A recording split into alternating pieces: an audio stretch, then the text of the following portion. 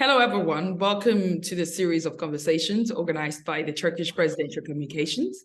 I'm Adeshewa Josh, and I'll be moderating this panel on security and defense cooperation between Turkey and Africa, the prospects and the challenges. Just to quickly give you an overview of why we're doing this today, African states are aspiring to strengthen their defense capabilities against the backdrop of instability and terrorism on the continent. A mutually reinforcing policy design of arms exports, military training, and defense diplomacy allows the Turkish administration to build long-term and institutional bonds with African countries. Today, Turkey is increasing its outreach in the continent, and in addition to several high-level official visits paid by President Recep Tayyip Erdogan to West and North African countries in recent years, Turkey has also leveraged participation in the African states' counterterrorism initiatives and increased its humanitarian aid, for example, to Nigeria, Mauritania, and Niger, to mention a few. Ankara has also signed new arms deals with North African countries, such as Tunisia and Morocco. According to figures from the Turkish Exporters Assembly, Turkey's defense and aerospace exports to Africa has reached $460.6 million in 2021, and that's compared to just $82.981 million the previous year. And this is more than a five-fold increase in the course of a year. And it shows the growing interest of African countries and the high potential of this market. And besides that also, Turkey's defense weapons is also changing the outcomes of internal conflicts among state and non-state actors and could offer a turning point to the perennial problems of insecurity bedeviling the continent. Now, joining me to take this conversation further are my wonderful panelists. I'll start with Abdi Ainte, who is a former Minister of Planning and International Cooperation of Somalia and a former senior United Nations official. He joins me from Nairobi. Thank you so much for joining us. Thank you. Next is Temitope Olodo, preventive terrorism expert. He's the president of Africa Security Forum. He joins me from Kent, UK. And finally, Onur Erim is the chairman of Dragoman Security. He joins me from Istanbul. Welcome, everybody. Thank you. Thank you. Right, let's get right to it. And I'm going to start with Onur because I want him to set the stage for us. What would you say is Turkey's ultimate goal with regards to defense cooperation in Africa with African countries? I think a phrase that you used in your speech, defense diplomacy, has a lot more depth to it these days than it did 5, 10, 20, 30 years ago. Countries rely on to be able to, stand on their own feet when they have challenges like terrorism, border security, and to really be able to get a full grasp of their own internal domestic security issues. Now, this entails a couple of things, which I don't want to go into detail, but surveillance and security go hand in hand. To be able to, answer to these problems in a way where, you cannot be too harsh, but you have to be determined. So you need such, weapons and ammunitions in a couple of stages to be able to battle these challenges. That's also important. Which brings us, because I have worked in several regions in Africa, especially in sub-Saharan Africa and ECOWAS region, to be honest, to be most for leading. I have seen that training is a big part of the needs right now. The proper equipment to be able to first assess the situation, because this is not just true for Africa, by the way. This is true for many of the nations out there, many of the nations that are not fully developed. They have been seeking for tools, for the capability of assessing the situation, but they were never given for such a long time. This actually includes Turkey. Turkey did not have the capability of surveilling its own borders till it actually developed her own, platforms, especially in the aerial platform area. So when you put all these things together, first we talk about every country being able to sovereignly have a grasp of their own security issues without being dependent on a third nation, which gives you problems in many of the cases where you're only limited to what they think that you should be looking after, which is what happened for a long time with Turkey, with her southern border, and with challenges with the PKK terrorist organization. And now we're seeing most of the threat being diminished in the southern Turkish border against PKK, just because Turkey is able to do everything on her own, at least for as far as surveillance and as far as initial response is concerned. Having said that, we do a lot of work in Africa in regards to, again, border security, especially domestic security. And we have just started also studying and trying to understand, as there is a big market within the African continent, unfortunately, of trafficking of illegal arms amongst the terrorist groups. So we're also trying to introduce some solutions and some ideas to be able to reduce that traffic. And I think that will be the challenge, despite unfortunately, many groups that are against this, that are trying to make sure that nobody addresses these questions or these concerns, as it would be easier to, I'll use a very old phrase, conquer and divide those nations, because as you're dependent, that means you cannot actually go after your own issues. And I think that's like the big challenge right now in the continent. You have covered a lot of points, and I'm going to come back to you. I have a couple of follow-up questions, especially regarding how you play defense with diplomacy, because these are two different things. Diplomacy kind of explores while defense explores weapons. And, how do you play the two by principle beside each other, and how, a defense dependence, what impact that has on the democratic process and being truly independent as a country. I will come to you on that, and perhaps, you have, while I go through the other panelists, you have, a couple of minutes to look, to take in those questions. I want to go to Abdi with this question. In total, as of the last time I checked, more than 30 African countries have signed different types of security-related agreements with Turkey. The largest number of agreements, 21 in total, were ratified in 2017. And my question is, why are so many African countries diversifying their security and defense partners? And why has 2PA become that go-to country for this? Well, I think a number of points are leading to what you see many African countries essentially signing agreements with Turkey. Number one is that a lot of African countries see Turkey as a non-colonial power. That's very, very important. Remember that the stigma is still associated with European colonial powers that are still quite influential in the continent. That's number one. Number two, the trade between Africa and Turkey has grown exponentially over the last 10 years, I would say. And a lot of African countries have actually come to understand and appreciate the depth, the scope, and the sophistication of the Turkish market. The third point I would mention here is that the neutrality with which Turkey is associated with the global security sphere, in that if you sign, for example, a bilateral security agreement with one of the P5 countries at the UN Security Council, then that oftentimes you could be perceived very adversely by others as well. I mean, if you sign a security pact with Russia, for example, you can only imagine what Washington would think about that, or vice versa for that matter.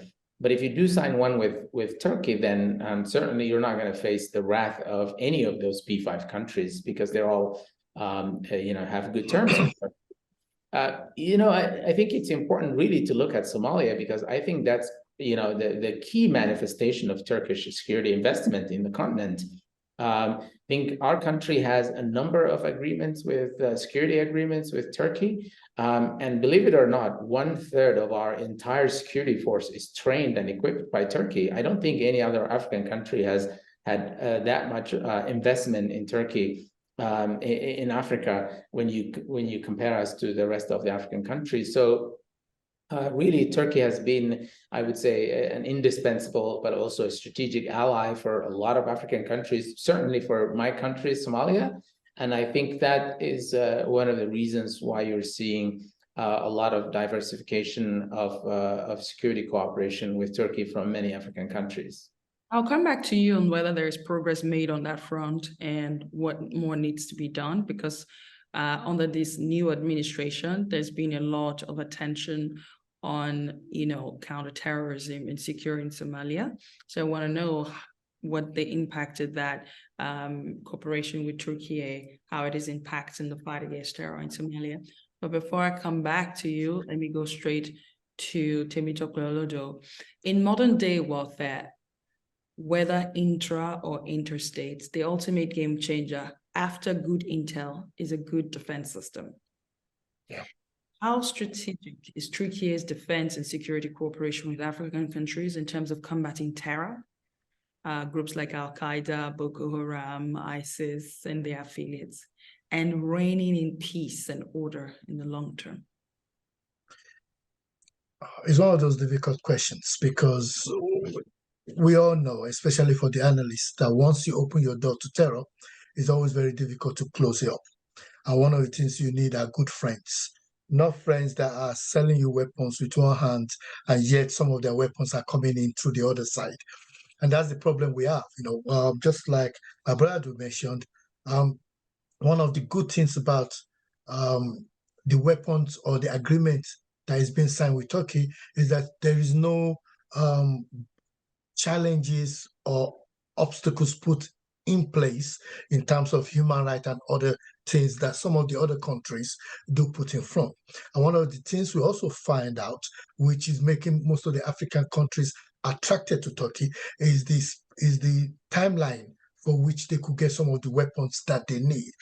Of recent, Nigeria has actually gotten some attack helicopters, which attack the kind of weapons they need to be able to get rid of Boko Haram, or at least to be able to reduce their impact, their adverse impact.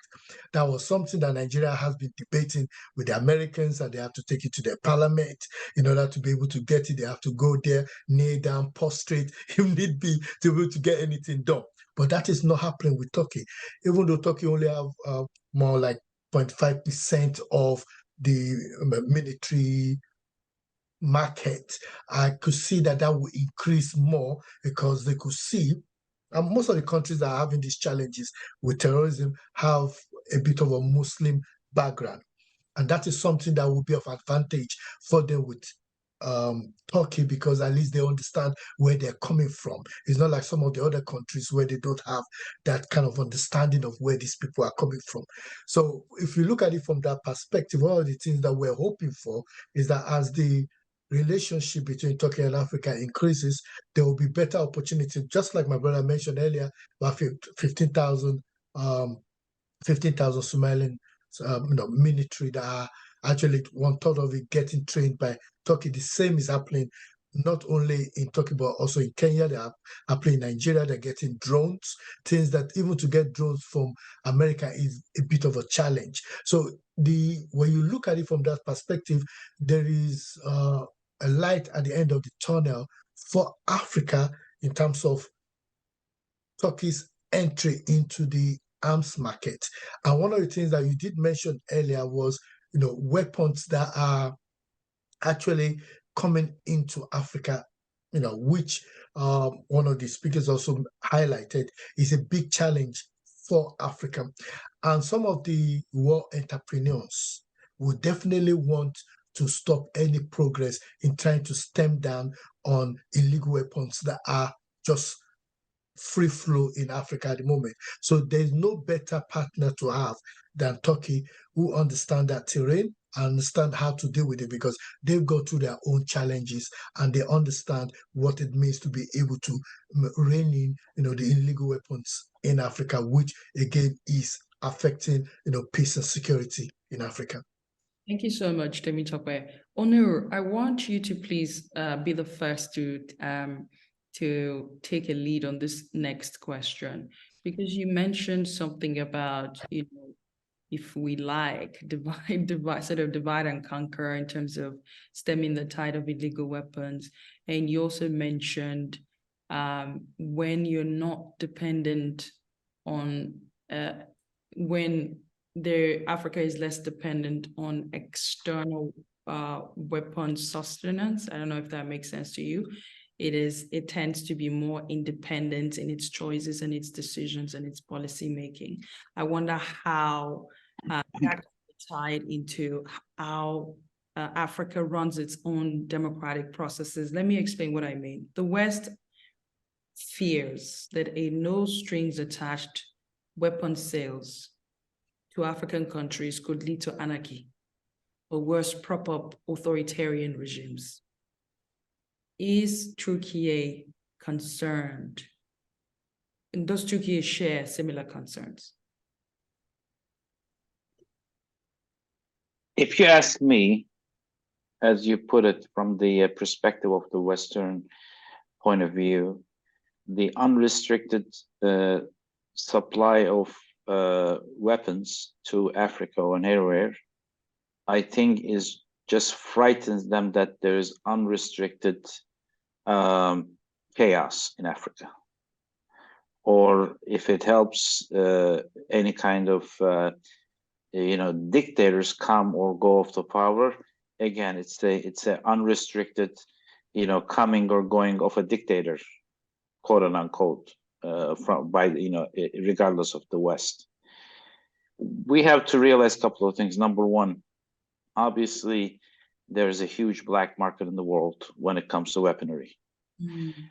The black market will not exist at all, even for a single weapon, if those producing countries don't allow it.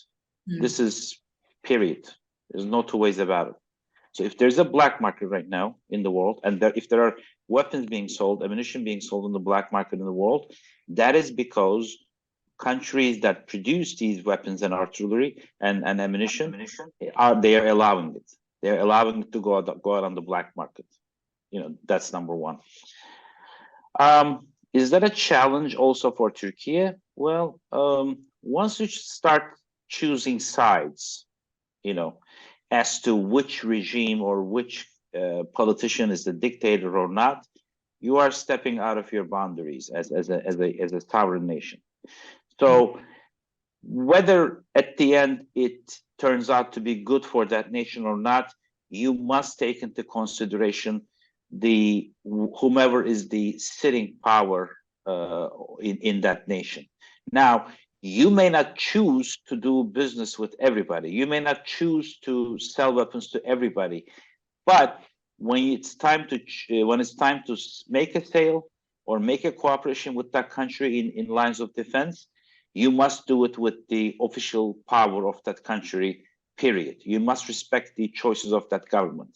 As I said, I'm not saying that every nation or every leader in Africa you have to do a cooperation with, but when it comes time to do it with somebody, you do it with the sitting official president, whether the rest of the world backs it or not.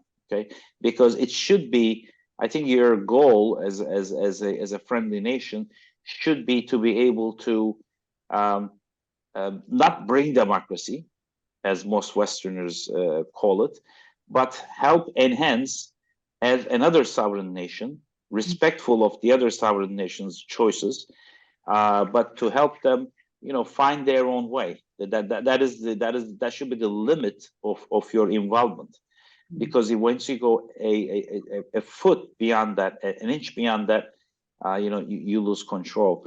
And as far as the Turkish defense industry, in not just in Africa but anywhere, going back to your question, the US and most of the Western European countries have either laws or very similar laws as we call shortly ITAR, which basically, if you use even a single small component of US or Western European made product in your defense system, in your defense product, in your weapon, you must have their full allowance to use that weapon. Turkish defense industry products have no law at all. We don't have such restriction. So once we share it with a nation, it is up to their own sovereign decision whether or not to use it. And it's all up to their own sovereign decision on how to use it. Giving a very perfect example from Türkiye, until we had our own aerial platforms for surveillance of our border, we depended on Israeli and US-made drones, which we got much later than we hoped for. And after we got it, we were actually many times blocked the images of where we wanted in our own soil. Don't bear in mind, not in some other nation. So they gave it to us after 5-10 years. Then after they gave it to us, they said, okay, well, you could surveil your own border with this, which we gave you, which we took a lot of money from you for. But when we don't want you to see it, your own border, we block it, and they blocked it. So all these ridiculous situations are eliminated once you have your own system. That the decision is up to your country whether to use it or not, or how to use it and when to use it. Amazing. Let me hear what Temitope. Oh, sorry. Let's go to Abdi first. What do you have to say about the same question? I could repeat it. The West fears a no strings attached weapon sales with African countries could lead to anarchy or worse, prop-up authoritarian regimes. Do you agree, and to what extent? Well, there are a number of problems with that proposition. First of all, it is very colonial to think even along those lines. It's basically to say that these Africans are essentially irresponsible, therefore we just have to make sure that we sort of micromanage them. That's exactly why we had colonial wars, and that's why we have independencies. So I think that's a non-starter for a lot of African countries, and for the same reasons that Onur just articulated. Secondly, there is no question that we have a lot of problems in the continent, in Africa, a lot of civil wars that shouldn't be going on. But I think for the West to put out a straight face and say that they have an honest policy when it comes to weapons exportation is actually quite hypocritical. We know that the Western countries do supply a lot of weapons to a lot of dictators around the world who are their friends, simply because they are friends, right? And so, and look, we should also respect that. That's their sovereign decision, that if they want to supply a lot of weapons to their friends, that's perfectly fine. But it's also should be the same, that you shouldn't be very hypocritical about that and pretend that you have a very strong principled position when it comes to who you provide your weapons to and how they use it. At the end of the day, a lot of their friends who are, the worst human rights violators around the world do use their weapons in the most atrocious fashions we can imagine. So I don't think we should get into that game. I think, the reason we're discussing all of this today is because there is now a lot more, global arms market is a lot more liberal than it was 20 years ago or even 10 years ago. As Onur said, not only do you have a very robust black market, but you also have a very traditional market for, from Turkey to a number of other countries around the world where you can essentially buy whatever weapons you want and still use the way you want. Now, I think the key thing here is that obviously our countries in Africa should have their own, should be responsible. This does not mean that we should supply a lot of weapons to, a lot of countries we know in Africa who are in deep troubles, who are going through civil wars and difficult times and so on. My own country still has a 30-year-old UN Security Council ban on weapons, and we're now going through the lifting of the arms embargo after 30 years, right? And there were legitimate reasons to put that arms embargo at the UN Security Council level, but that's the UN Security Council level, as opposed to individual Western countries making that decisions whatsoever.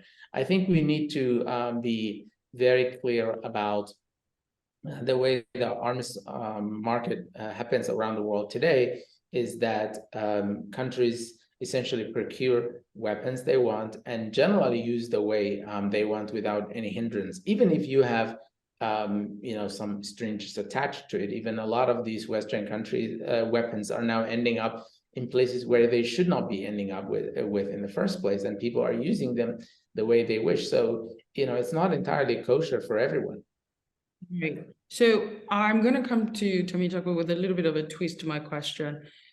So the question then is, how can Türkiye support Africa in building its own defense system, knowing fully well, even though Türkiye is very liberal with how it sells its weapons and in comparison to the West, I think ultimately what Africa would also want is to be able to have a powerful defense system, say maybe 30 years, 40 years down the line, you can defend your territory, your borders on your own as an African country without not necessarily buying from other places and being dictated to about how to use it or not. It's the question. I totally agree, and I think 30 years is actually a long time. I think it should. Okay, I was being, I thought, okay, maybe, all right, go on. I have to agree. If you look at the way things are going, it's not like Turkey is supplying the whole 52 or 50 plus African countries. They're only supplying about 13 countries. But I think the key is training. And it's important to understand that Africa has to be responsible for its own governance, and we don't need somebody coming to dictate to us how we run our country. There are, regional bodies, ECOWAS, the ones in East, that are actually interfering where they see that a government is not actually doing what they need to do. So there are mechanisms, both at African Union and other regional bodies, that are calling other countries, to question, speaking to their leaders. And that's the reason why we have less schools in Africa now, like we used to have in the early 70s and 80s. So things have moved away from those days, those dark days, if that's the way we want to term it. And I think if Boko Haram is creating a serious challenge in Nigeria, for example, and you need weapons to be able to reduce their impact on the communities in those areas, and then to be able to bring in investment. Because where there are war, you can't have investment. And we want intertrade within Africa to grow. There is no way trade will be able to come from Somalia to Nigeria or vice versa to other places if there is war in Somalia and there is war in the Sahel, and those are areas, pathways that we could have taken. So that's the reason why the relationship with Turkey is quite encouraging. Coupled with the fact that if you go to Nigeria today, there's Russia weapons, there's UK weapons, there's American weapons.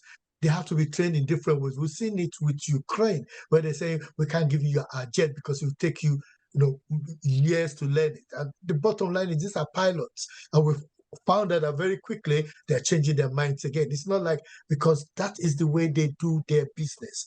We don't want that in Africa. We're in a situation where if there's a challenge in a place, we want the regional body to be able to go in and for the country themselves to be able to resolve it so that the people could enjoy the dividends of democracy.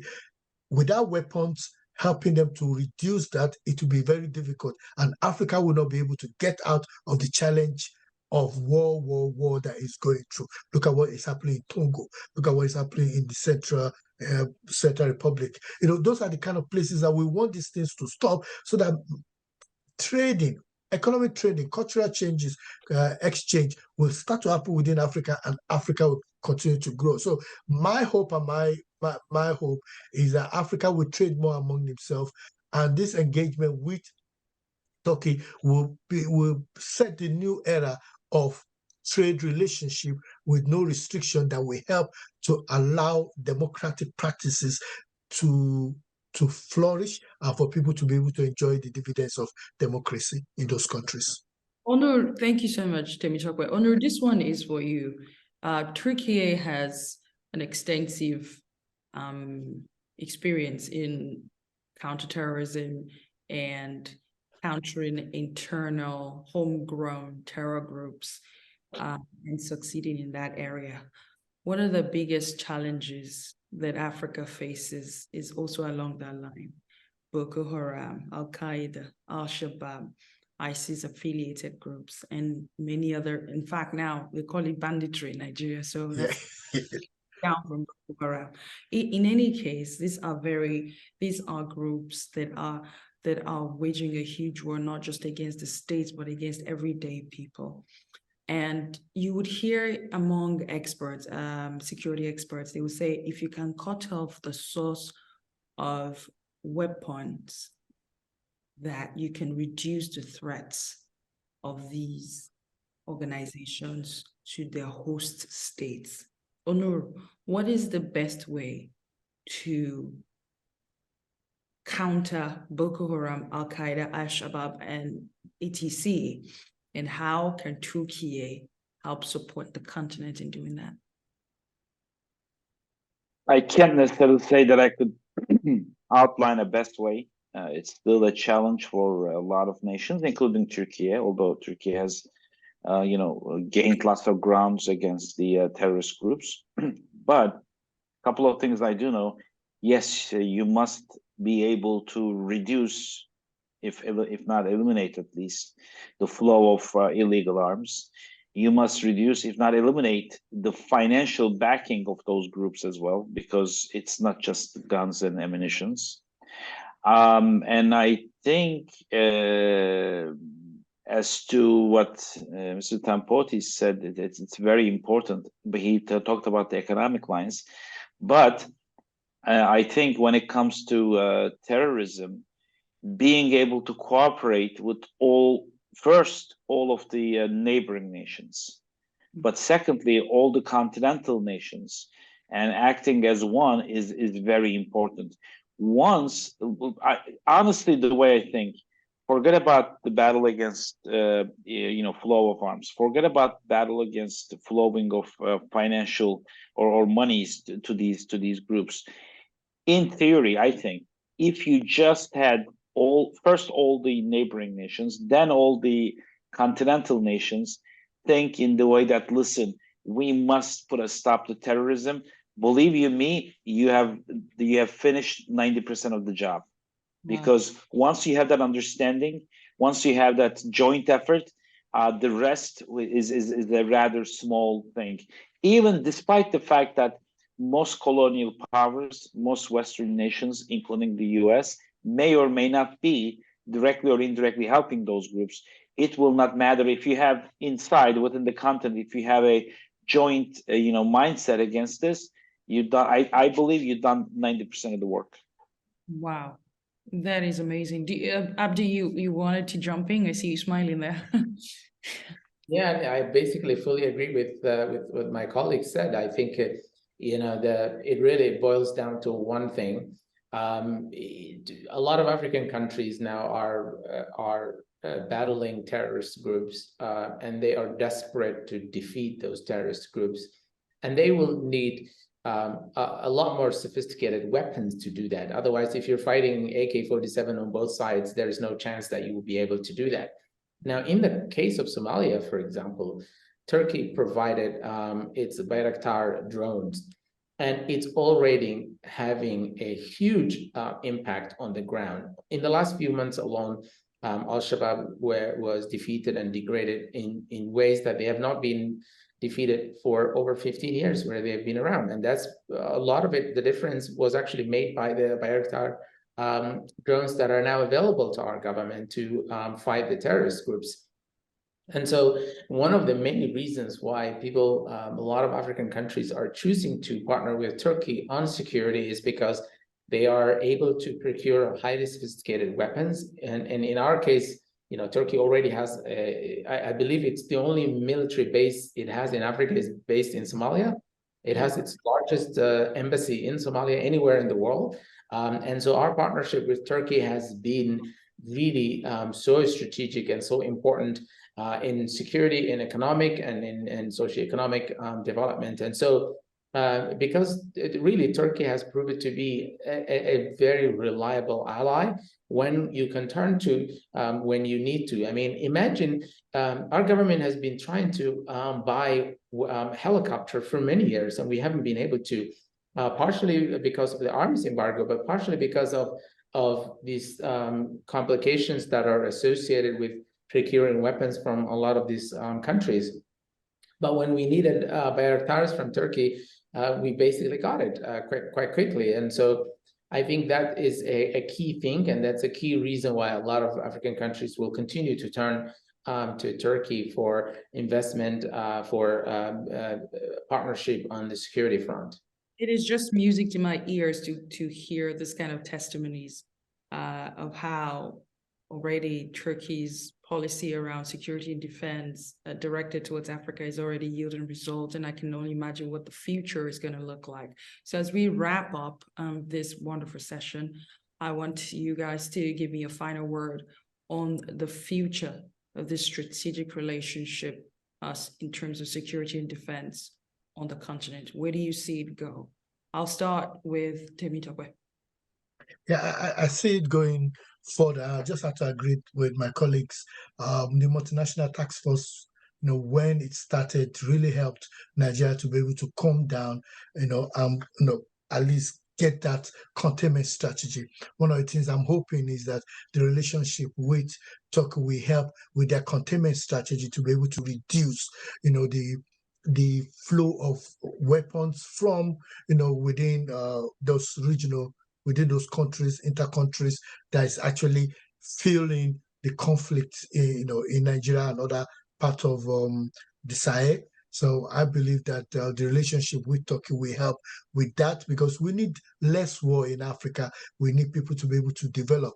And it's only by that engagement with Turkey, which has little restriction on it, that at least Africans will be able to take back, or those countries will be able to take back their territories and at least make things work for the people. So my hope is that this relationship will grow, that Turkey will be able to benefit from it in different ways, as they benefited both from the economic and cultural engagement already before they moved into the arms market. And I hope that will really help Africa to be able to, at least at the close of this century, be able to get things moving better.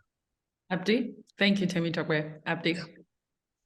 I echo what my colleague just said. I think as long as the Turkish Army's security cooperation with Africa remains flexible, remains respectful of the sovereignty of African countries, as long as the market itself is liberal, meaning our countries are able to procure weapons relatively more simply than other countries, I think Turkey is going to continue to benefit from that market. Now, of course, there is responsibility that comes with this on the Turkish side as well. And that is to make sure that also Turkey does not become, a hub for everyone who's trying to buy weapons from the continent. I mean, as Onur said earlier, yes, for legitimate authorities in African countries, certainly, I think that's a fair thing to sell them to weapons, but not to other actors, especially non-state actors. And I think Turkey has so far been very good on that front. And I hope that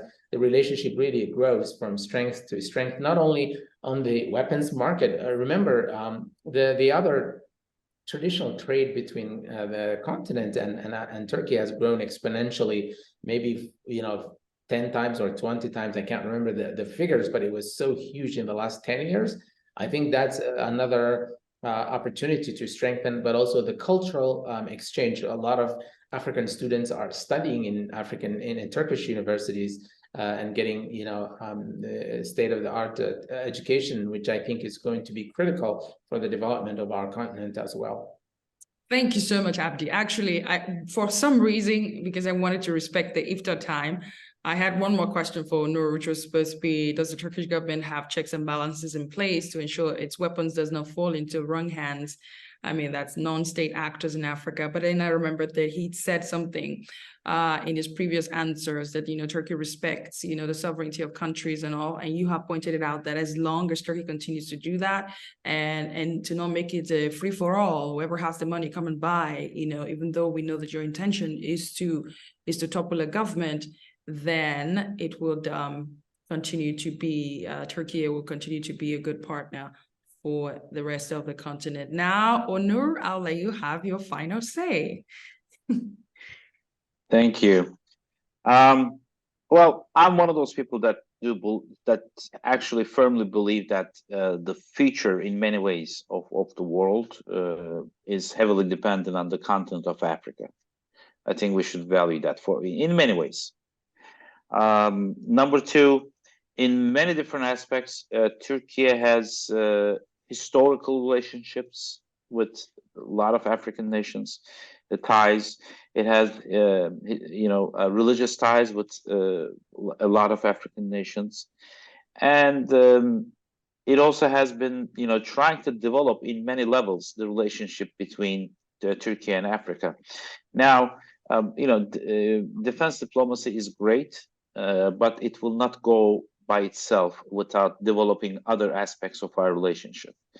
Now, I believe most of the African nations are on the verge of going into development. I mean, if you had to pick in the next 10 years, the top 5 or the top 10 nations that has potential to develop, 90%, 80% of those nations would be out of Africa. Now that's a big value. I think the African nations must look towards Turkey is one of those nations, leading nations, for a number of reasons that they could look up to. They could work jointly, and they could collaborate to enhance their many aspects of their country.